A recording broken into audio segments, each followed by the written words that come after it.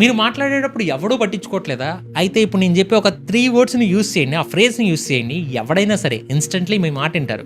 ఆ వర్డ్ వచ్చేసి imagine this scenario.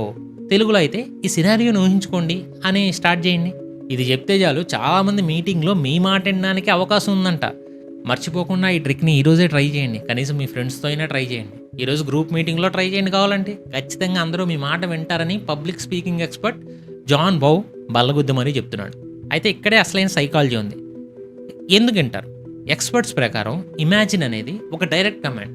ఇది మీ ఆడియన్స్‌ని సెకండ్ పర్సన్‌లోకి లాగుద్ది. వాళ్ళని విజువలైజ్ చేయమని ప్రాంప్ట్ ఇస్తున్నారు. దిస్ ఈ పదం ప్రెజెంట్ మూమెంట్లోకి తెస్తుంది. అర్జెన్సీ అండ్ స్పెసిఫిసిటీని యాడ్ చేస్తుంది. సినారియో ఈ పదం ఏ స్టోరీ ఈజ్ కమింగ్ అనే సిగ్నల్ ఇస్తుంది. జనం ఇప్పుడు dry data abstract talking points కన్నా స్టోరీకి బాగా కనెక్ట్ అవుతారు. అంటే జుట్టున్న అమ్మాయి ఎలాగైనా ముడేస్తుంది అన్నట్టు స్టోరీ ఉంటే ఎవడైనా వింటాడు. అయితే ఇప్పుడు మీకు ఎక్స్ట్రా బోనస్ ఇస్తా. ఇంకో సైకాలజిస్ట్ చెప్పిన బాడీ లాంగ్వేజ్ ట్రిక్స్. అవి ఈ 3 వర్డ్స్ కన్నా చాలా పవర్ఫుల్ అంట. Hack 1 the power pose. మీరు కంట్రోల్లో ఉండాలి, డామినెన్స్ చూపించాలంటే హ్యాండ్స్ ఆన్ హిప్స్, నడుము మీద చేతులు పెట్టండి. అది డామినెన్స్కి డిస్ప్లే అంట.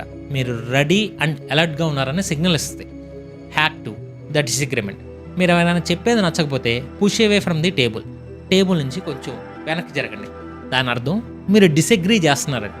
Hack 3 the intimacy signal IMP.